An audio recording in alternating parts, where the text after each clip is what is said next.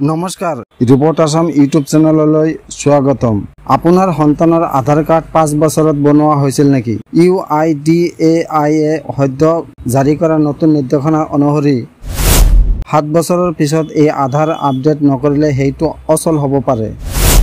এই ভিডিঅ'টো মন দি চাওক আপোনাৰ শিশুৰ অধিকাৰৰ সুৰক্ষাৰ বাবে। আধাৰ কাৰ্ড ভাৰতৰ প্ৰত্যেক নাগৰিকৰ বাবে এক গুৰুত্বপূৰ্ণ পৰিচয়। বেংকৰ একাউণ্ট খোলা, স্কুলত ভৰ্তি, ৰেচনৰ পৰা আৰম্ভ কৰি সকলোতে আধাৰ বাধ্যতামূলক। এইবাৰ UIDAI ল'লে নতুন পদক্ষেপ, বিশেষকৈ শিশুসকলৰ বাবে।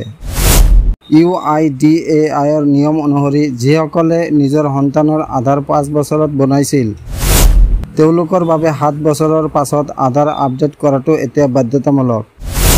এই আপডেটত অন্তৰ্ভুক্ত হ'ব আঙুলিৰ ছাপ, চকুৰ ছবি, মুখমণ্ডলৰ ফটো। এই বায়োমেট্ৰিক আপডেট নকৰিলে কি হ'ব? UIDAI স্পষ্ট কৈছে। এই আধাৰ ব্যৱহাৰ সমৰ্থবান হ'ব পাৰে। বহু চৰকাৰী সেৱা যেনে শিক্ষা সহায়, স্বাস্থ্য, ৰেচন, স্কলাৰশ্বিপ আদিত বাধা আহিব পাৰে। কেনেকৈ আৰু ক'ত আপডেট কৰিব? ওচৰৰ কোনো আধাৰ নামভৰ্তি কেন্দ্ৰলৈ যাব।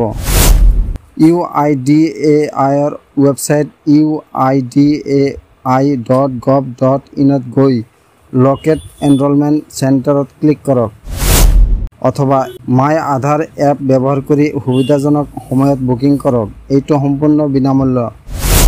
এই নিৰ্দেশনা সকলো অভিভাৱকৰ বাবে গম্ভীৰ। সন্তানৰ আধাৰ আপডেট এখন সৰু কাম যেন লাগিলেও ই হ'ব ভৱিষ্যতৰ দুখ নাজনা ডাঙৰ সুৰক্ষা।